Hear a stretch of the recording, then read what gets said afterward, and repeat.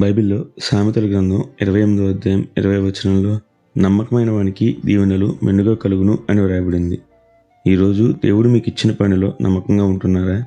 అయితే వినండి, ఒకవేళ మీరు దేవుని పనిలో నమ్మకంగా అంతం వరకు ఆయన సాక్షులుగా బ్రతికితే జీవకిరీటం వస్తుంది. లేకుంటే బహుశా మీరు అపనమ్మకస్తుల్లో చేర్చబడతారు. అది బహుభయంకరం. అందుకే ఈరోజు మన స్థితిని మనం పరీక్షించుకోవాలని దేవుడు మీతోనే మాట్లాడుతున్నాడు. మరి ఈ రోజును దేవుని వాక్య ధ్యానంతో ప్రారంభిద్దామా?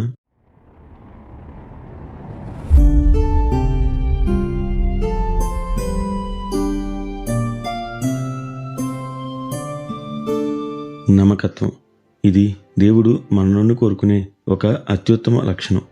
అవును, స్వతహాగా మనమందరం అపనమ్మకస్తులమే. కానీ ఈ అపనమ్మకస్తులకు కూడా మార్చి నూతన సృష్టిగా చేసింది దేవదేవుడే. అయితే ఈరోజు బైబిల్లో దేవునికి అత్యంత నమ్మకస్తునిగా ఉన్న ఒక వ్యక్తిని గూర్చి మీతో మాట్లాడాలి అనుకుంటున్నా. ఆ వ్యక్తి మరెవరో కాదు, నోవాహు.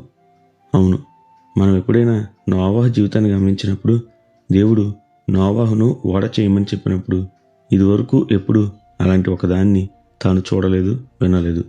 అయినా ఓడను చేయడానికి పూనుకున్నాడు. అసలు వర్షం అన్న విషయం నోవాహుకు తెలియదు. అయినా దేవుని నమ్మాడు. చితిసారకపు మాను నీటిలో తేలుతుంది అని, కీలు పూస్తే నీరు లోపలికి రాకుండా ఆగుతుంది అని ఇవేమీ నోవాహుకు తెలియదు.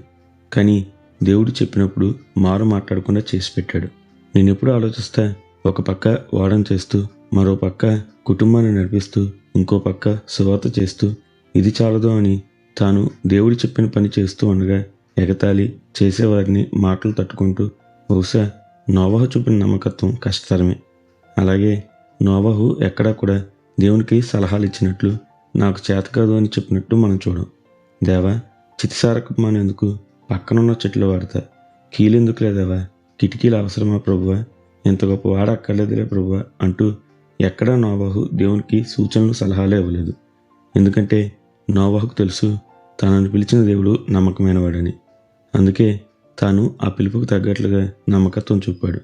అందుకే తాను, తన కుటుంబం జలప్రలయంలో రక్షించబడింది. ఇప్పుడు ఆదాము తర్వాత సర్వప్రపంచంలోని మనుష్యజాతి అంతా నోవాహు సంతానమే కదా. అంతగా దేవుడు అతన్ని ఆశీర్వదించి ఇతరులకు ఆశీర్వాదకరంగా మార్చాడు.